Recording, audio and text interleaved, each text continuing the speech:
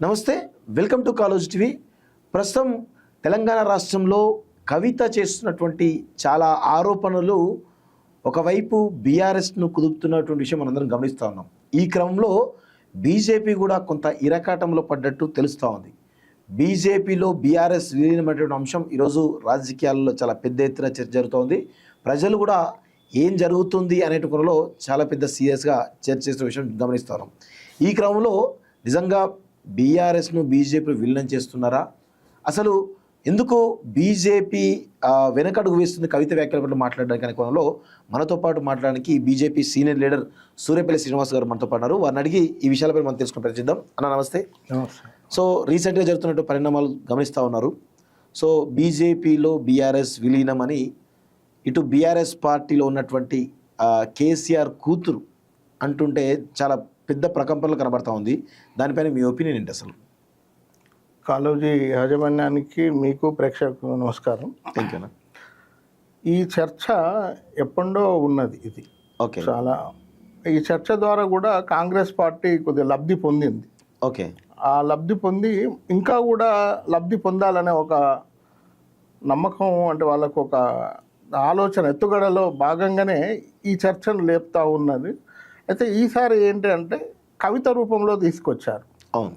కవిత ఎందుకు చెప్తున్నది అంటే, కవితకు ఒక కోపం ఉంది. లిక్కర్ కేసులో కేంద్ర ప్రభుత్వము ఈడీ సీరియస్గా పనిచేసి తనను జైలుకు పంపించడం, దాని మీద ఆమెకు ఒక కక్ష ఉంది బీజేపీ పైన. ఓకే. ఆ కక్షతోని శత్రు మిత్రుడైనట్టు కవిత ఇట్లాంటి ఆరోపణలు బీజేపీ మీద చేస్తున్నాయి. అవును. అంటే బీఆర్ఎస్కు బీజేపీకి చాలా వ్యత్యాసం ఉంది. ఓకే. బీజేపీ తన సొంత శక్తితోనే ఎదుగుతుంటుంది, కానీ ఇది నిజంగా అంటే దీనికి సమాధానం చెప్పకపోవడమే బెటర్. ఎందుకంటే ఇది ఫాల్స్ ఎలిగేషన్స్ ఇవన్నీ కూడా. దీనికి అసలు ఎందుకు ఇంత పెద్ద చర్చ జరుగుతుందంటే, ఆమె ఒక కేసీఆర్ టీఆర్ఎస్ పార్టీ అవునన్నా కాదన్నా ఒక ఉద్యమ పార్టీ, 10 ఏళ్ళు తెలంగాణ రాష్ట్రంలో అధికారంలో ఉంది. సో దానికి నాయకత్వం వహించినటువంటి కేసీఆర్ ముఖ్యమంత్రిగా ఉన్నారు. ఆ ముఖ్యమంత్రి బిడ్డ ఆమె కూడా ఉద్యమంలో ఉంది, ఎంపీగా ఉంది, ఇప్పుడు ఎమ్మెల్సీ కొనసాగుతూ ఉంది. సో ఆమె చేస్తున్న వ్యాఖ్యలు కొంత సీరియస్గానే కనబడతా ఉన్నాయి. సో బీఆర్ఎస్ కంటే బీజేపీకి ఎక్కువ నష్టమా దీనివల్ల? నష్టం జరిగే ఛాన్సెస్ కూడా ఉన్నాయి. ఆల్రెడీ జరిగింది. ఓకే. అసెంబ్లీ ఎన్నికలలో జరిగినాయి. అవును. కానీ ఇప్పుడు కూడా అనుకుంటారు, కానీ ఇప్పుడు అట్లాంటి ఏం నష్టం జరగదు. ముఖ్యంగా ఏంటంటే ఆమె బీఆర్ఎస్ పార్టీ అనేది అసెంబ్లీ ఎన్నికల కన్నా ముందు ఒక జాతీయ పార్టీగా డిక్లేర్ చేసిన తర్వాత దేశం గురించి ఆలోచించి మోడీ గారిని టార్గెట్గా, కాంగ్రెస్ పార్టీని టార్గెట్గా, జాతీయ విధానాల మీద వ్యతిరేకించి నాయకుడు ఉన్న పార్టీ బీఆర్ఎస్. అవును. వాళ్ళ కూతురు ఈమె. అవును. నేను పొలిటికల్గా మాట్లాడితే, టెక్నికల్గా మాట్లాడితే అసలు కవిత పోలిట్ బ్యూరో మెంబరా బీఆర్ఎస్ పార్టీలో? కాదు కదా. ఆమె వాయిస్ అంత సీరియస్గా తీసుకోవద్దు. ఆమె ఒక కక్షతోని చేస్తున్న కామెంట్లే.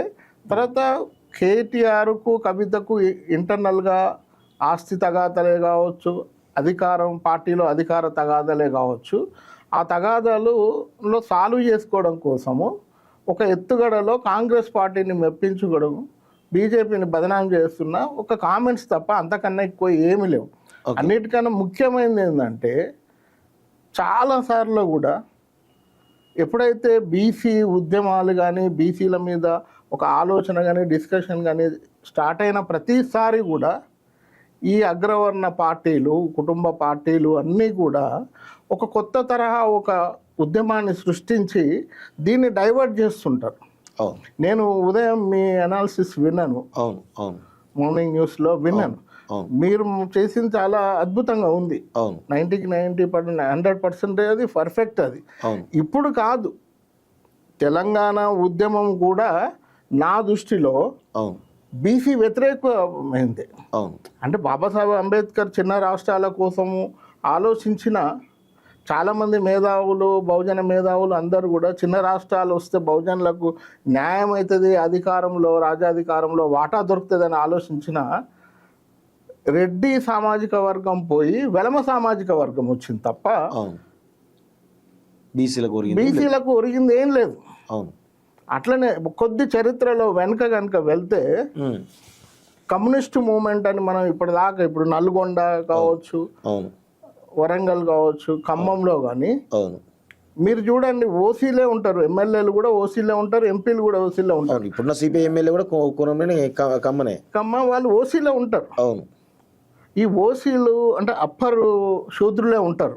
అవును ఈ అప్పర్ శూద్రులు కూడా ఒక మూమెంట్ తీసుకొచ్చి అది కమ్యూనిస్ట్ మూమెంట్ అంటూ చెప్పి అవును మనకు బాబాసాహెబ్ అంబేద్కర్ను అర్థం కానియకుండా చేసి ఈ దేశంలో కులం అనేది ఒక వాస్తవాన్ని దూరంగా చూపిస్తూ కులం లేదంటూ వర్గం ఉందని అన్యాయం చేస్తూ బీసీలను పర్టికులర్గా బీసీలను డ్యామేజ్ చేసిన ప్రతి ఉద్యమం కూడా రైట్ ఫ్రమ్ కమ్యూనిస్ట్ మూమెంట్ నుండి మొదలుకుంటే ఇప్పటి వరకు కూడా ఆ తర్వాత వచ్చింది నక్సలైట్ మూమెంట్. అవును సిపిఐఎంఎల్ఏ నక్సలైట్ మూమెంట్ అనే రాడికల్ విద్యార్థి సంఘాలుగా అట్లా వచ్చిన తర్వాత అవును అప్పుడే చదువుకుంటున్న మన బీసీలు ఎంబీసీలు ఇలాంటి ఉద్యమానికి అప్పుడు ఉన్న నిరుద్యోగ సమస్య కావచ్చు, పేదరికం కావచ్చు, వాళ్ళందరూ కూడా అట్రాక్ట్ కాబడ్డారు. అట్రాక్ట్ అయ్యి వాళ్ళందరూ జీవితాలు కోల్పోయిండ్రు. లక్షలాది మంది కూడా వాటి వైపు అట్రాక్ట్ అయ్యి జీవితాలు కోల్పోయిండ్రు. నెట్ రిజల్ట్ ఏంది చూస్తే ఏంది అంటే అక్కడ కూడా అంతే, మళ్ళీ అగ్ర శూద్ర బీసీలే దాన్ని డామినేట్ చేస్తారు. కొండపల్లి సీతారామయ్య కావచ్చు, ముప్పాల గణపతి కావచ్చు, మొన్న ఎన్కౌంటర్ అయిన నంబాల కేశవరావు గారు కావచ్చు, వీళ్ళందరూ కూడా అగ్రవర్ణాలే. నంబాల కేశవరావు బీసీ సంబంధించినటువంటి వ్యక్తి, బీసీఏకి సంబంధించిన వ్యక్తి అని మనకు తెలుస్తూ ఉంది కదా. నాకు తెలిసినంత వరకు కళింగ అన్నట్టు విన్నాను, నేను అంత కరెక్ట్ ఏం కాదు. వాళ్ళు అప్పర్ బీసీలే, కాకపోతే బీసీఏలో ఉందనుకుంటా, వాళ్ళు ఏదో లిస్టెడ్ బీసీఏలో లిస్ట్ అయిండ్లు. కానీ కళింగులు నిజంగా కూడా చెప్పాలంటే ఆంధ్రప్రదేశ్లో బీసీఏ పేరు మీద మొత్తం క్రీమ్ అంతా తింటున్నది ఈ కళింగులే. ఓకే, ఇది ఒక పెద్ద సమస్య. కాకపోతే అక్కడున్న ఆంధ్ర ప్రజలు మాట్లాడరు, ఇక్కడున్న ఆంధ్ర జర్నలిస్టులు కానీ మేధావులు కానీ ఈ సమస్యను ఎప్పుడు గుర్తించరు.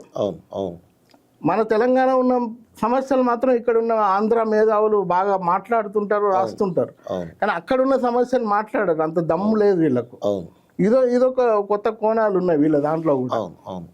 అక్కడ కళింగులు బీసీఏలో ఉన్న చిన్న చిన్న కులాలు, సంచార జాతి కులాలను, అర్ధ సంచార జాతులు, తర్వాత సేవా కులాలన్నిటిని కూడా లబ్ధి పొందుతూ బీసీఏను కంప్లీట్గా స్మాష్ చేస్తున్నది కళింగులే. ఓకే, అంటే ఇదొక సమస్యనే, బీసీ సమస్యనే. ఈ యొక్క సమస్య కూడా వెనుకకు పోతూ ఉంది. అట్లా అంటే ప్రతిసారి కూడా ఎట్లయితే నక్సలైట్ ఉద్యమం అయిందో ఆ తర్వాత వచ్చిన తెలంగాణ మూమెంట్. తెలంగాణ మూమెంట్లో అన్ని కులాలు, అన్ని సంఘాలు ఒక జేఏసీగా ఫామ్ అయ్యి తెలంగాణ తెచ్చుకున్న 10 ఏళ్ళ తర్వాత ఏం జరిగింది మనకు తెలుసు కదా. దీనికంటే ముందు మండల ఉద్యమం వచ్చిన కూడా కమండల ఉద్యమం వచ్చింది, అయోధ్య రామ మందిరం సంబంధించిన ఉద్యమం కూడా అటు మండల ఉద్యమాన్ని వ్యతిరేకంగా వచ్చిందని చెప్పేసి అంటూ ఉంటారు. దాన్ని కూడా నిజంగా మీరు దాని గురించి మీరు ఏమంటారు అసలు? అంటే కమండల్ అనేది ఒక నెరేటివ్ బాగా బిల్డప్ అయింది. అయితే నేనేమంటున్నా అంటే ఒక ఎంబీసీగా అసలు మండల్ వల్ల ఏమి ఒరిగింది అనేది నాకు కావాలి. మండల్ ఇనిషియేషన్ వచ్చింది ఎందుకంటే కేంద్ర ప్రభుత్వ విద్యా ఉద్యోగ రంగాలలో రిజర్వేషన్ వచ్చింది 27%. కానీ ఇంప్లిమెంటేషన్కు చేయడానికి ఒక ఎన్సీబీసీ ప్రాపర్గా లేకుండే. తర్వాత దాన్ని స్టడీ చేయడానికి కూడా ఏం లేదు. మొన్న జస్టిస్ రోహిణి కమిషన్ ఫైండింగ్స్ ఇచ్చేంతవరకు కూడా మండల్ కమిషన్ను గొప్పగా చూపించింది. మళ్ళీ అక్కడ బాగుపడ్డది ఎవరు అంటే ఒక 10 అగ్ర బీసీ కులాలే బాగుపడ్డాయి. ఇదే ప్రశ్న మళ్ళీ చాలామంది అడుగుతారు. మీరు అడిగిన లాంటి ప్రశ్న ఇంకొకటి కూడా ఉంది. తెలుగుదేశం వచ్చిన తర్వాత కూడా బీసీలకు బాగా లాభం పొందింది కదా అని అంటారు. తెలుగుదేశం వచ్చిన తర్వాత ఎన్టీఆర్ ఫస్ట్ టర్మ్లో కొన్ని సీట్లు ఇచ్చింటే ఇవ్వచ్చు, అందరికీ ఇవ్వచ్చు. కానీ మళ్ళీ ఎప్పుడు చంద్రబాబు నాయుడు వచ్చిండో అప్పుడు ఆయన క్యాస్ట్ అనాలిసిస్ చేసుకొని ఏ కులమైతే సంఖ్యాబలం ఎక్కువందో బీసీలలో ఆర్థికంగా ఉన్నారో ఆ కులాలనే మళ్ళీ రాజ్యాధికారంలో వాటా ఇచ్చిండు తప్ప బీసీలు అందరి మీద ప్రేమ లేదు. ఇదేంటంటే ఒక మాస్గా చెప్తా ఉంటారు కమండల్ అంటే బీసీలకు వ్యతిరేకంగా వచ్చింది కమండల్ ఉద్యమం అని. తెలుగుదేశం అనగానే మొత్తం బీసీలను ఏదో రాజ్యాధికారంలో వాటా తీసుకొచ్చిందని చెప్తూ ఉంటారు. నేను ఇప్పటికీ చెప్తూ ఉన్నా అన్న, దాదాపు 120 కులాల పైన కులాలకు అసెంబ్లీ మెట్లెక్కని కులాలు ఉన్నాయి. ఇది ఒక పెద్ద సమస్య. దీన్ని ఒక ఉద్యమంగా తీసుకుపోగలగాలి. ఏదో కవిత లెటర్ రాసిందని ఇంకేదోనని ఆమె ఏదో ఫాల్స్ ఎలిగేషన్ చేసిందని మెయిన్ స్ట్రీమ్ మీడియా కూడా అగ్రశూద్రుల చేతులలోనే ఉంది. ఇవన్నీ వాళ్ళ డైనింగ్ టేబుల్ పాలిటిక్స్ అంతా కూడా మన ప్రజల మీద నెట్టి మనల్ని బూమరాంగ్ చేస్తున్నారు. నిజమైన సమస్యల మీద మాట్లాడనీయకుండా చేస్తున్నారు. ఇదంతా కూడా ఒక పెద్ద కాన్స్పిరసీ. ఇప్పుడు బీసీ ఉద్యమం పేరు మీద బీసీ ఉద్యమం జరుగుతుంది. ఇది కూడా ఎందుకు జరుగుతుంది అంటే ఒక కంపల్షన్స్ క్రియేట్ అయింది. అన్ని పార్టీలలో ఒక కంపల్షన్స్ క్రియేట్ అయింది. ఆ కంపల్షన్స్ క్రియేట్ అయినప్పుడే పొలిటికల్ పార్టీలు ప్రాపర్గా ఆలోచించగలుగుతాయి. అన్ని పార్టీలు కూడా ఇప్పుడు సామాజిక న్యాయం అనేది ఒక ఎత్తుకున్నాయి. ఇట్లాంటి తరుణంలో ఈమెది డిస్టర్బ్ చేయడానికే పనికొస్తుంది తప్ప ఈమె సామాజిక న్యాయం ఉద్యమం తీసుకున్నా ఇంకా ఈమె ఏ ఉద్యమం తీసుకున్నా అది పనికిరాంది. ఇది ఆమె చేస్తున్న ఒక బీసీ వ్యతిరేక ఉద్యమం లాగానే ఉంటుంది. రేపొద్దున పార్టీ కనుక పెట్టినా కూడా ఇది బీసీ వ్యతిరేక పార్టీగానే ఎస్టాబ్లిష్ అవుతుంది. అది కానీ ఆమె ఇప్పటి నుంచో కూడా బీసీల గురించి చాలా పెద్ద ఎత్తున పూలే ఫ్రంట్ పేరిట ఆమె చాలా కార్యక్రమాలు చేస్తోంది. సో బీసీల గురించి వాస్తవంగా ఎవరైతే బీసీ ఉద్యమకారులు వాళ్ళతో పాటు ఈమె ప్యారలల్ కూడా చాలా రకాల కార్యక్రమాలు చేసి నేను బీసీలను సంబంధించిన విషయాల్లో నేను ముందుంటా అని చెప్పేసి కూడా ఆమె అంటూ ఉన్నది. సో ఈ క్రమంలో బీసీలో ఆమె వైపు ర్యాలీ అయ్యే అవకాశం లేదంటారా? అంటే అదే మళ్ళీ మనం కూడా ఇప్పుడు మన ఇట్లాంటి యూట్యూబ్ ఛానల్ మనం కూడా మళ్ళీ ఆమె డైరెక్షనే పడుతున్నాం. ఆమె ఉద్యమ నేపథ్యం చూడండి. ఆమెది సామాజిక ఉద్యమ నేపథ్యమా, కల్చరల్ ఉద్యమ నేపథ్యమా? కల్చర్. మరి ఆమె పెద్ద కల్చరల్. అది అంతకుముందు బతుకమ్మ లేదా? ఉంది. కాకపోతే ఏంటంటే వాళ్ళ తండ్రి తెలివికల్లోడు కాబట్టి ఓ డిఫరెంట్ ఫామ్లో ఆమెను తీసుకొచ్చి ఎస్టాబ్లిష్ చేసింది తప్ప ఆమె ఎంపీ సీటు కోసమో ఆమె ఎమ్మెల్సీ పదవుల కోసమో ఉపయోగపడుతుంది తప్ప ప్రజలకు ఏం ఒరిగింది లేదు. బతుకమ్మ తెలంగాణ ప్రజలకు తెలియదా? తెలుసు కదా. ఆ తర్వాత మరి ఇంకొక ఉద్యమం చేసింది కదా ఆమె, ఢిల్లీ పోయి సౌత్ రీజన్ ఏదో పెట్టింది కదా, లాబీ ఒకటి పెట్టి లిక్కర్ పెట్టింది కదా. మరి ఆ ఉద్యమం కూడా ఉంది కదా. మరి అక్కడ మొత్తం ఢిల్లీలో సారాయి అంతా తాగిపిచ్చింది బహుజనులకే కదా, అన్యాయం చేసింది బహుజనులకే కదా. వీళ్ళ నాయన కూడా ఇక్కడ ఇండైరెక్ట్ సారా ఉద్యమం కదా చేసింది, సారా ప్రమోషనే కదా ఇక్కడ చేసింది. వీళ్ళు బహుజనుల గురించి మాట్లాడతారని అంటే ఇక నవ్వొస్తుంది వీళ్ళని చూస్తే. వీళ్ళు అసలు ఆమె 2014 నుండి 19 వరకు పార్లమెంట్లో ఉంటే ఇక్కడ ఒక మహిళా మంత్రి ఉండదు. ఎగ్జాక్ట్లీ. బీసీలలో ఒక నలుగురే ఉంటారు. ఆ తర్వాత ఈటల రాజేందర్ గారిని తీసేసిన తర్వాత ఈ రాష్ట్రంలో అత్యధిక జనాభా ఉన్న ముదిరాజులకు ఒక మంత్రి ఉండడు, ఒక రిప్రజెంటేషన్. అట్లాంటి ఒక 100 ఉంటాయి అన్న.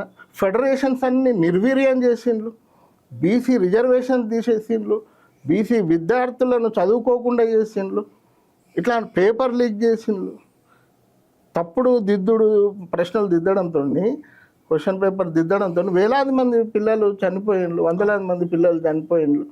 ప్రతి దగ్గర కూడా బీసీలకు ఈ కేసీఆర్ కుటుంబము ఆ ఏ పార్టీ పేరు ఏదైనా కావచ్చు, రేపు పొద్దున ఏ పార్టీ పేరు పెట్టినా కూడా మోసం చేసిండ్రు బీసీలను. అత్యధికంగా తెలంగాణ వచ్చిన తర్వాత ఎక్కువగా నష్టపోయింది బీసీలు మొత్తంగా. అందులో ఇంకా ఎంబీసీలు ఎక్కువ నష్టం పోయింది.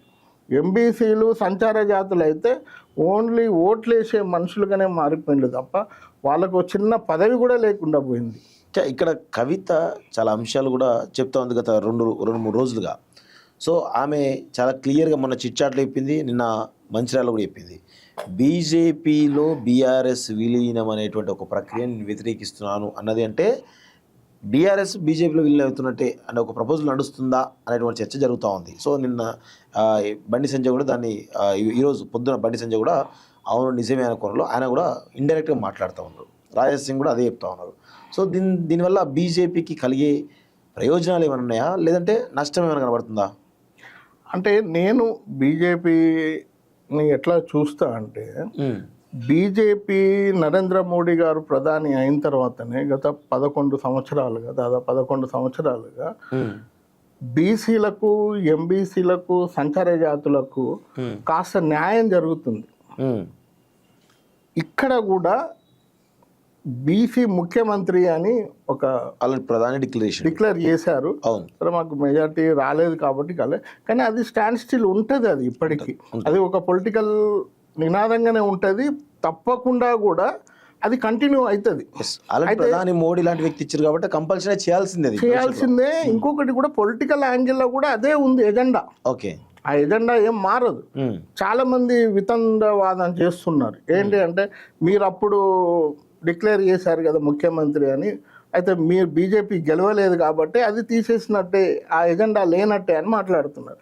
అది శుద్ధ తప్పు. ఎట్లా అంటే మనం 2014లో తెలంగాణ కోసం కాంగ్రెస్ కమిట్ అయింది, తెలంగాణ ఇస్తా అని చెప్పి. కానీ అప్పుడు కాంగ్రెస్ పార్టీకి వచ్చిన సీట్లు టీఆర్ఎస్కి వచ్చిన ఎన్ని సీట్లు వచ్చినాయి అంటే దాని అర్థము నినాదం పోయినట్టు కాదు కదా. నినాదం అనేది కంటిన్యూ అవుతుంటుంది. అట్లనే ఇక్కడ బీసీ సీఎం అనేది కూడా నినాదం కంటిన్యూ అవుతుంటుంది. అంటే అధికారంలో రావడము రాకపోవడం అనేది వేరే విషయం. కానీ అధికారంలోకి రావడానికైనా అధికారంలోకి వచ్చినాకైనా బీసీ ఉద్యమం, బీసీ సీఎం, బీసీల అభివృద్ధి అనేది కంటిన్యూ అవుతుంటుందని నేను చెప్తున్నాను. ఇది ఓకే, ఇది కంప్లీట్గా బీజేపీ బీసీల కోసమే పనిచేస్తుంది. 100కు 100% బీసీల కోసమే పనిచేస్తుంది. కాంగ్రెస్ పార్టీ రెడ్డిల కోసమే పనిచేస్తుంది. బీఆర్ఎస్ పార్టీ వెలమల కోసమే పనిచేస్తుంది. అట్లనే టీడీపీ 100% కమ్మల కోసమే పనిచేస్తుంది. అట్లనే పవన్ కళ్యాణ్ పార్టీ నాయుళ్ళ కోసమే పనిచేస్తుంది. దీంట్లో ఎట్లాంటి శశబిషలు లేవు. ఎవరన్నా కానీ ఇంకా అందరి కోసం పనిచేస్తున్నదంటే అది శుద్ధ తప్పు. పొలిటికల్ నాలెడ్జ్ లేని వాళ్ళు అట్లా మాట్లాడతారు. ఎందుకు అంటున్నా అంటే మెజార్టీ సీట్లు కానీ మెజార్టీ పదవులు కానీ ఆ కులాలకే ఇస్తున్నారు కాబట్టి నేను స్పష్టంగా చెప్పగలుగుతున్నా. అందుకనే అంత బలంగా చెప్పగలుగుతున్నా. ఇక్కడ బీజేపీ ఇచ్చిన ఎంపీ సీట్లు కానీ ఎమ్మెల్యే సీట్లు కానీ అత్యధికంగా ఇచ్చింది బీజేపీనే. అట్లా కేంద్రంలో కూడా 2 టర్ములు కేంద్ర ప్రభుత్వం మంత్రివర్గంలో కూడా బీజేపీ బీసీలకు ఎస్సీ ఎస్టీలకు అధికారంలో వాటా ఇచ్చింది. 3వసారి ఒక బీసీ ఎంబీసీని ప్రధానిగా కంటిన్యూ చేయగలుగుతుంది. అంటే ఇంత చేస్తున్నది బీజేపీ బీసీల కోసము. అందుకనే బీజేపీ అంటేనే బీసీలు, బీసీ అంటేనే బీజేపీ. బీజేపీని దెబ్బ కొడితే బీసీలను దెబ్బ కొట్టినట్టు అవుతుంది. వీళ్ళు డైరెక్ట్గా బీసీలను దెబ్బ కొట్టలేక దెబ్బ కొట్టాలనే ఎత్తుగడలో భాగంగా బీజేపీని ఎంచుకున్నారు. ఏదైతే పెట్టేది బీజేపీ కదా, ఓకే, పెట్టే దగ్గర ఉన్నది బీజేపీ కాబట్టి ఈ బీసీలు కనుక వీళ్ళకు రాజ్యాధికారంలో ఎందుకు అంటే వీళ్ళ నాయన మనస్తత్వం, కేసీఆర్ మనస్తత్వం, ఈమె మనస్తత్వం ఉంటుంది, కేటీఆర్ మనస్తత్వం ఉంటుంది, హరీష్ మనస్తత్వం ఉంటుంది. వీళ్ళకేమి ఇద్దాం, గొర్రెలు చేపలు ఫ్రీ కరెంటు ఇట్లాంటి ఇచ్చి వీళ్ళను వృత్తులకే పరిమితం చేద్దాము, వీళ్ళకు రాజ్యాధికారంలో వాటా ఎట్లు ఇవ్వాలి అనే ఒక ఎత్తుగడ వీళ్ళను జరుగుతూ ఉంటుంది. వీళ్ళు కాన్షియస్గానే ఇట్లాంటి ఉద్యమాలు, కృత్రిమ ఉద్యమాలన్నీ తీసుకొచ్చి మనల్ని బూమరంగ్ చేస్తుంటారు. దీనికి మెయిన్ స్ట్రీమ్ మీడియా పెద్ద నాటకం ఆడుతుంటుంది. నాకు తెలుసు గత 10 రోజుల నుండి ఒక లెటర్ మీద పెద్ద తమాషా చేస్తున్నారు. ఆయన ఏ దేశంలో ఉన్నాడు, ఏ గ్రహంలో ఉన్నాడు కేసీఆర్ గారు నేను అడుగుతున్నా. ఏ గ్రహంలో ఉన్నారు? అంగారక గ్రహం ఉన్నారా, ఇంకెక్కడున్నాడు, శుక్రగ్రహం ఉన్నాడా? దీనికి సమాధానం తీసుకునే మీడియాకు దమ్ము లేదా? మెయిన్ స్ట్రీమ్ మీడియాకు దమ్ము లేదా? పోయి ఆయన ఇంటర్వ్యూ తీసుకోండి, దీన్ని తేట తెల్లం చేయండి. కేటీఆర్ ఎక్కడున్నాడు? ఆయన ఏ గ్రహంలో ఉన్నాడు? వేరే ఖండంలో ఉండొచ్చు. ఆయన తీసుకున్నాడు, ఆయన ఎక్స్ పనిచేస్తారు కదా, అది దానికి సమాధానం తీసుకోరా? వీళ్ళ ఊహాజనిత ప్రశ్నలు చేసి మీడియా ద్వారా ప్రజలందరినీ ఇబ్బంది పెడుతూ బీసీ ఉద్యమాన్ని దెబ్బ కొడుతున్నారు. దీనికి తోడేం అవుతుంది అంటే ఇక్కడున్న అగ్ర బీసీలు కూడా నోరు మూసుకొని ఉంటున్నారు. బీసీ ఉద్యమాన్ని మాట్లాడండి, బీసీ సమస్యలు మాట్లాడండి. వందలాది సమస్యలు ఉన్నాయి ఇప్పటికీ. అవి మాట్లాడతలేరు. కానీ ఇప్పుడు కవిత చేసినటువంటి ఆరోపణలు సరే బీజేపీ మీరు అన్నట్టు ఒక బీసీలకు సంబంధించిన దాంట్లో బీజేపీ దెబ్బ కొడుతున్నారు, లేదా బీసీలకు సంబంధించిన దాంట్లో బీజేపీ దెబ్బ కొడుతున్నారు అని అంటున్నారు కదా, మరి ఇదే ప్రమాదం బీఆర్ఎస్లో ఉండే అవకాశం లేదంటారా? ఆమె రెండు అంశాలను కలిపి మాట్లాడుతూ ఉంది. సో ఇటు బీజేపీకి నష్టం అయ్యే అవకాశం, బీసీల ద్వారా అయ్యే అవకాశం కనబడతా ఉన్నప్పుడు అది బీఆర్ఎస్ కూడా అప్లికేబుల్ కావచ్చు కదా. అంటే వాళ్ళ సమస్య అది ఒక 2 రోజులలో సమస్య పోతుంది. ఓకే, నిజంగా కనుక ఆమె లేవనెత్తిన ప్రశ్నలు కానీ ఆమె లేవనెత్తిన ఇష్యూస్ కానీ నిజమైన అయితే ఆ పార్టీ క్రమశిక్షణ సంఘం లేదా, ఇమ్మీడియట్లీ ఆమె మీద చర్య తీసుకోవాలి కదా. అంతేకాదు ఆమె నిజంగానే ఒక కాజు కోసం మాట్లాడుతున్నది, నిజమైన న్యాయమైన ప్రశ్నలని ఆమె అనుకుంటే ముందు ఆమె ఎమ్మెల్సీకి రిజైన్ చేయమనండి, రిజైన్ చేసి ప్రశ్నించమని చెప్పండి. తను అల్లనే ఉంటా అని చెప్తున్నది. అది వాళ్ళది ఒక డైనింగ్ టేబుల్ కొట్లాట. ఇది వాళ్ళ ఒక డైనింగ్ టేబుల్ దగ్గర వచ్చిన కొట్లాట. ఆ ఆస్తులు సెటిల్ అయినాయి అనుకోండి, 2 రోజుల తర్వాత మీడియా మర్చిపోతుంది. మళ్ళీ కేసీఆర్ వచ్చి ఒక ప్రెస్ మీట్ పెడతాడు, ప్రెస్ మీట్ పెట్టి ఎవరినో తిడతాడు, ఇంకేదో మాట్లాడతాడు, సెన్సేషనల్ది డైవర్ట్ చేస్తాడు. ఈ తెలంగాణ రాష్ట్రంలో గత 11 సంవత్సరాలుగా డైవర్ట్ పాలిటిక్స్ జరిపి ఆ 5 సంవత్సరాల టర్మ్ను కాలయాపన చేస్తున్నారు. దాంట్లో ఈయన ఇప్పుడు రేవంత్ కూడా సేమ్ అవే చేస్తున్నాడు.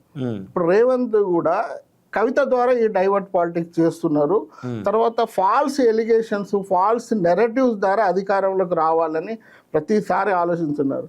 బీజేపీ వస్తే రాజ్యాంగం తీసేస్తుందని, రిజర్వేషన్స్ పోతాయని, బీజేపీ తర్వాత బీఆర్ఎస్ ఒకటి అని, ఇట్లాంటి ఫాల్స్ ఎలిగేషన్స్ మీద అధికారంలోకి వచ్చారు తప్ప అట్లనే ఫాల్స్ మేనిఫెస్టోలో కమిట్మెంట్స్ పెట్టారు కదా, వాటితో అధికారంలోకి వచ్చారు. కానీ ఏదో పదవులు కాంగ్రెస్ పార్టీ మీద ప్రేమతోని ప్రజలు ఎప్పుడు గెలిపించలే వీళ్ళను. వాళ్ళు ఏదో టెక్నికల్గా గెలిచిండ్రు, ఏదో ఫాల్స్ వాటి మీద తప్ప. కానీ కవిత వ్యాఖ్యలని మొన్న రాజాసింగ్ కూడా ఎండోర్ చేసిన కనబడతా ఉంది. ఆయన కూడా అన్నాడు బీజేపీలో కొంతమంది వ్యక్తులు బీఆర్ఎస్తో టచ్లో ఉన్నారు, వాళ్ళు అమ్ముడు పోతారు అని చెప్పి చాలా పెద్ద ఆరోపణలు ఇచ్చిండు. మరి దాని గురించి మీరేమంటారు? అంటే ఇక్కడ వ్యక్తులను బట్టి మనం అది చేసుకోవద్దు. వ్యక్తులు అంటే అన్ని పార్టీలతో సంబంధాలు ఉండొచ్చు, కానీ ఇక్కడ అసలు ఏం జరుగుతుంది అనేది ఒకటి ఆలోచించాలి మనం. ఓకే, అసలు ఓవరాల్ అవుట్పుట్ ఏమొస్తుంది అనేది మనం ఆలోచించాలి. ఇప్పుడు అంత పెద్ద తెలంగాణ ఉద్యమం వచ్చిన తర్వాత 11 సంవత్సరాల అవుట్పుట్ ఏమొచ్చిందన్న, ఏమొచ్చింది చెప్పండి? ఏం రాలేదు కదా. ఇప్పుడు నక్సలైట్ మూవ్మెంట్ దాదాపుగా 30 సంవత్సరాలు 40 సంవత్సరాల మూవ్మెంట్ అయింది. అవుట్పుట్ ఏమైంది? ఏముండదు. మనం అవుట్పుట్ గురించి ఆలోచిద్దాం. వ్యక్తులు వాళ్ళ ఉన్న పరిస్థితులను బట్టి, వాళ్ళ అవసరాలను, మానసిక పరిస్థితిని బట్టి వాళ్ళ విశ్లేషణలు ఉంటాయి. మనం దాన్ని తప్పనడానికి లేదు, ఒప్పనడానికి లేదు, దాన్ని సీరియస్గా కూడా తీసుకోవద్దు. అసలు కవితనే సీరియస్గా తీసుకోనప్పుడు దానికి సబ్స్టిట్యూట్ ఆన్సర్లు ఇచ్చిన వీళ్ళని ఇంకా సీరియస్గా తీసుకోవద్దు. మనం ఏంటంటే అసలు ఓవరాల్గా రేపు పొద్దున్న జరగబోయే నష్టం, ప్రజలకు నష్టం ఏంటిది? ప్రజలకు వీళ్ళు ఇచ్చిన హామీలన్నీ కూడా కాలయాపన అయిపోతున్నాయి. రైతు బంధే కావచ్చు, రుణాలే కావచ్చు, వికలాంగులే కావచ్చు, ఇట్లాంటి అన్నీ కూడా ఓవర్కమ్ అయిపోతున్నాయి. అంటే ఒక కాలయాపన అవుతుంది కదా. ఒక 5 సంవత్సరాలు, ఇప్పుడు ఒక నెల అయిపోయింది. రేపు పొద్దున ఇంకొకటి ఏదో తీసుకొస్తాడు. మొన్నటిదాకా కంచె గచ్చిబౌలి భూముల మీద నడిపించారు కథలు, తర్వాత ఇంకొక దాని మీద నడిపిస్తారు. ఇదంతా ప్లాన్డ్గా నడిపిస్తున్నదే ఇవన్నీ కూడా. ఇవి కూడా ఓన్లీ డైవర్ట్ పాలిటిక్సే చేస్తున్నాయి. ఈ రాష్ట్రంలో 2 పార్టీలు, అటు బీఆర్ఎస్ కావచ్చు, తర్వాత ఇక్కడ ఉన్న ఇప్పుడు కాంగ్రెస్ పార్టీ కావచ్చు. కాంగ్రెస్ పార్టీ నేను అడుగుతున్నా, కులగణన చేసావు కదా, దీని అవుట్పుట్ వచ్చింది కదా, మరి 42% రిజర్వేషన్స్ పెట్టి నువ్వు లోకల్ బాడీ ఎలక్షన్లకు ఎందుకు పోతాడు? అదే ప్రయత్నం ఉన్నట్టున్నది. ఎక్కడ ప్రయత్నం? ఆల్రెడీ మీకు రిజల్ట్ ఇచ్చి కూడా 4 నెలలు అయింది కదా. తర్వాత ఇంకొకటి నేనేమంటున్నా, నువ్వు కులగణన అన్నావు కదా, కులాల వారిగా జనాభా లెక్కలు ఎందుకు ఇస్తారు? ఎందుకు టేబుల్ చేయట్లేదు? ఇప్పుడు ఆయన అంతకుముందు కూడా సమగ్ర కుటుంబ సర్వే చేసి ఆయన సంకల పెట్టుకున్నాడు కదా. ఈయన ఏం చేసిండు? ఓన్లీ బీసీలు ఇంత, మళ్ళీ అందులో హిందూ బీసీలు ఇంత, ముస్లిం బీసీలు ఇంత, మళ్ళీ క్రిస్టియన్లు ఈ రాష్ట్రంలో ఉన్నారా లేరా వాళ్ళ గురించి ఏం మాట్లాడలేదు. క్రిస్టియన్ బీసీలు కూడా ఉన్నారు నిజంగా మాట్లాడితే, వాళ్ళ లెక్క లేదు, వాళ్ళ పర్సంటేజ్ లేదు. అంటే ఈయన కూడా అట్లాంటి డైవర్ట్ పాలిటిక్సే చేస్తున్నాడు. బీసీలను ఓవరాల్గా దెబ్బ కొడుతున్నారు వీళ్ళు. కానీ కొన్ని ఇప్పుడు ఒక నిశ్శబ్దం, దీని తర్వాత తప్పకుండా భారతీయ జనతా పార్టీ బీసీ కోణంలో పనిచేస్తుంది. రేపు రాబోయేది కూడా భారతీయ జనతా పార్టీ ప్రభుత్వమే, బీసీవే ముఖ్యమంత్రి అవుతాడు. బీసీ కోణంగానే రేపు పాలన జరగబోతుంది. బీసీల సమగ్ర అభివృద్ధి కోసమే భారతీయ జనతా పార్టీ పనిచేయబోతుంది. ఒకవేళ బీసీలను మించి ఇప్పుడు కవిత చేస్తున్నటువంటి కామెంట్స్ ఏవైతున్నాయో బీజేపీని బాగా ఎరకట్లు పెడుతుందో, ఈవెన్ నాయకులు కూడా మాట్లాడడం సిద్ధంగా లేరు. ఈ క్రమంలో బీజేపీ కొంత వీక్ అయితే బీసీలకు సంబంధించిన అంశం కనుమరుగయ్యేటువంటి అవకాశం కూడా ఉంది మీరు చెప్తున్నట్టు. అంటే వాళ్ళ ఎత్తుగడలు చేస్తున్నారు, కానీ వాళ్ళ ఎత్తుగడలను మనం ఎందుకంటే వాళ్ళ వైపు ఆర్థిక వనరులు ఉంటాయి, మీడియా ఉంటుంది, అన్ని రకాల ప్రజాబలం ఉంటుంది, అన్ని రకాలుగా ఉన్నప్పుడు ఎట్లా దాటుకొని భారతీయ జనతా పార్టీ బీసీల వైపు ఎలా నిలబడగలుగుతుంది? అంటే పార్టీలు ప్రయత్నం చేస్తాయి, కానీ ప్రజలు అందరికన్నా తెలివైన వాళ్ళు, ప్రజలే తెలివైన వాళ్ళు. ప్రజలు ఎవరు ఏ రకంగా మాట్లాడుతున్నారు, వేటి కోసం పనిచేస్తున్నారు, వీళ్ళు వీళ్ళ వెనక ఉన్న కూడా అర్థాలు ఏంటి అనేది క్షుణ్ణంగా ఆలోచిస్తున్నారు, తెలుసుకుంటున్నారు. బీజేపీయే ఆల్టర్నేటివ్ అనే ఒక ఆలోచన వచ్చింది. మేము ఫీడ్బ్యాక్ చూస్తున్నాం కదా, ప్రజలతో మాట్లాడడం, తెలిసిన వాళ్ళతో మాట్లాడుతున్నప్పుడు పార్టీలో ఉన్న వాళ్ళకన్నా కూడా బయట వాళ్ళు మా మీద ఎక్కువ ప్రెషర్ క్రియేట్ చేస్తున్నారు. మీ అధ్యక్షుడు ఎప్పుడు వస్తాడు అనేది ఒక సమస్య మమ్మల్ని వెంటాడుతూనే ఉన్నది. అంటే దాని అర్థం బీజేపీ హైకమాండ్ ఏమో ఆలోచిస్తలేదని కాదు, వాళ్ళు కూడా ఒక అప్రోప్రియేట్ టైంలో మంచి నిర్ణయం తీసుకుంటారు. ప్రజాదరణ ఉన్న నాయకుడిని ఇక్కడ అధ్యక్షుడిగా పెడతారు. బీజేపీ సీరియస్ గా పనిచేస్తారు. ఇవన్నీ వచ్చినా కూడా ఇవన్నీ కూడా ఊరికే వాళ్ళ ఎత్తుగడలు. ఒకసారి ప్రజలు ఫిక్స్ అయిన తర్వాత వీళ్ళు ఎన్ని జిమిక్స్ చేసినా కూడా ఏమీ జరగదు. ప్రస్తుతం ఉన్నటువంటి పరిస్థితుల్లో బీజేపీ అధ్యక్షుడి విషయంలో మీరు అన్నారు చాలా డిలే అవుతూ ఉంది అంటున్నారు కదా, ఎందుకు డిలే అవుతుంది? దానికి గల కారణాలు ఏంటి అసలు? అంటే ఎవరైనా అధ్యక్ష ఎంపిక విషయంలో ఇప్పుడు చాలామంది అర్హులు ఉన్నారు, చాలామంది అర్హులలో బండి సంజయ్ లాంటి వాళ్ళు ఉన్నారు, ఈటల రాజేందర్ లాంటి వాళ్ళు ఉన్నారు, రఘునందన్ లాంటి వాళ్ళు, లేకపోతే అరవింద్ లాంటి వాళ్ళు, చాలామంది ఆశావాళ్ళు ఉన్నారు. ఎందుకు ఎవరో ఒకరు పెట్టి పార్టీని ముందు నడిపించవచ్చు కదా? ఎందుకు క్యాడర్ మొత్తం డిస్టర్బ్ అవుతున్నట్టు కనబడుతూ ఉంది. ఇప్పుడు కవిత ఎపిసోడ్ అయితే కంప్లీట్గా దాన్ని కనీసం కౌంటర్ చేయని పరిస్థితిలో బీజేపీ ఉన్నట్టు కనబడుతూ ఉంది కదా, అది అధ్యక్షుల లోపమే కావచ్చు కదా? లోపమేం కాదు, కానీ నాకు అనిపించిన వ్యక్తిగతంగా ఏమనిపిస్తుంది అంటే, ఇప్పటికే కనుక అధ్యక్షుడు ఉండుంటే కవిత సీన్ వేరే తిరుగుండేది అనేది అయితే నేను బలంగా నమ్ముతా. సరే, అక్కడ అధ్యక్షుడు స్థానంలో ఎవరు ఉంటారు అనేది అది వేరే చర్చ, అది మా పార్టీ ఇంటర్నల్ ఇష్యూ. అది నేను ఆ స్థాయిలో లేను, దాని మీద మాట్లాడే స్థాయిలో లేను. కానీ ఒకవేళ పార్టీ అధ్యక్షుడు కనుక ఉండుంటే కవిత అనే ఎమ్మెల్సీ వేరే రూపకంగా వచ్చేది. కానీ అన్నిటికన్నా మించి ప్రజలు మేధావులు, మనం అనుకుంటాం టీవీలలో మాట్లాడే వాళ్ళే మేధావులు అనుకుంటాం, కానీ వాళ్ళు కానే కాదు. ప్రజలు చదువున్నా చదువు లేకున్నా, వాళ్ళు ఏ వృత్తి చేసినా, వ్యాపారం చేసినా, ఉద్యోగం చేసినా క్షుణ్ణంగా ఆలోచిస్తుంటారు. రేపు ఏమి కావాలి మనకు అని ఆలోచించే ఆ పార్టీనే అధికారంలోకి తీసుకొస్తారు. దానికి చాలా ఉన్న ఎగ్జాంపుల్స్ ఉన్నాయి. మనం మాట్లాడుతున్న టీవీలలో మాట్లాడుతున్న మేధావుల అనాలిసిస్ కామన్ మ్యాన్ అర్థం చేసుకోవడంలో చాలాసార్లు ఫెయిల్ అయినాయి. కానీ ప్రజలే అంతిమ నిర్ణయాధికారులు. ప్రజలు నేను మాట్లాడుతున్నప్పుడు చాలాసార్లు చెప్పారు, భారతీయ జనతా పార్టీ వైపే ఆలోచిస్తున్నారు. అంటే వాళ్ళు చూశారు, ఒకవైపు బీఆర్ఎస్ని చూశారు, ఒకవైపు కాంగ్రెస్ని చూశారు. కాంగ్రెస్ అతి తక్కువ సమయంలో నిర్వీర్యం అయిపోయింది. వాళ్ళు చేసుకున్నారు, సెల్ఫ్ సూసైడల్ అటెంప్ట్స్ వాళ్ళే చేస్తున్నారు, వేరే చేయనవసరం లేదు. అట్లా కాంగ్రెస్ అనేది అవుట్డేటెడ్. అక్కడ కేంద్రంలో కావచ్చు, ఇక్కడ కావచ్చు, రాష్ట్రంలో కావచ్చు, వాళ్ళకి ఎట్లాంటి ప్రశ్నలు వేయాలి, ఎట్లాంటి ప్రతిపక్ష పాత్ర పోషించాలో కూడా తెలియదు. కేంద్రంలో వాళ్ళు తీసుకునే ముద్ద కూడా అవి కూడా సరిగా ఉండవు. కానీ ఇక్కడున్న తెలంగాణ ప్రజలు ఆలోచించే ఉన్నారు. ఇక్కడ కొద్దిమంది మేధావులు, కొన్ని ఇన్ఫ్లుయెన్స్తో ఉన్న వాళ్ళు బీజేపీ రాకుండా, అంటే ఇండైరెక్ట్గా బీసీలు రాజ్యాధికారంలోకి రాకుండా మేధావుల రూపంలో రకరకాల తీసుకొస్తున్నారు, రకరకాల ప్రయత్నాలు చేస్తున్నారు. కానీ అవన్నిటిని ప్రజలు తిప్పికొడతారు. అతి తక్కువ సమయంలో పార్టీ ఒక స్టేబుల్గా అయ్యి రేపు రాబోయేది భారతీయ జనతా పార్టీ. బీసీఏ ముఖ్యమంత్రి అవుతాడు. దాంట్లో బీసీలకే అత్యధికంగా పదవులు రాబోతున్నాయి, అన్ని బీసీలకు అనేది నేను ప్రగాఢంగా నమ్ముతున్నది. ఇది ఓకే అన్న, thank you very much. So ఇది మొత్తానికైతే కవితకు సంబంధించినటువంటి అంశం పైన ఇటు బీజేపీ ఎలా స్పందిస్తుంది, బీజేపీ యొక్క రోల్ ఎలా ఉండబోతుంది, నిజంగా నష్టం జరుగుతుంది అనే కోణంలో చాలా విపులంగా చెప్పడం జరిగింది. దానిలో బీసీలను దెబ్బకొట్టడానికి బీజేపీని టార్గెట్ చేస్తున్నారు అని చెప్పేసి చాలా స్పష్టంగా సూర్యపల్లి శ్రీనివాస్ గారు చెప్తున్నారు. చూద్దాం మరి భవిష్యత్తులో బీజేపీ ఎలాంటి నిర్ణయం తీసుకుంటుంది, దీన్ని అధిగమించి ముందుకు పోయే అవకాశం ఉందనేది భవిష్యత్తు తెలిసేటువంటి అవకాశం అయితే కనబడుతుంది. చూస్తుండండి college TV. Thank you very much.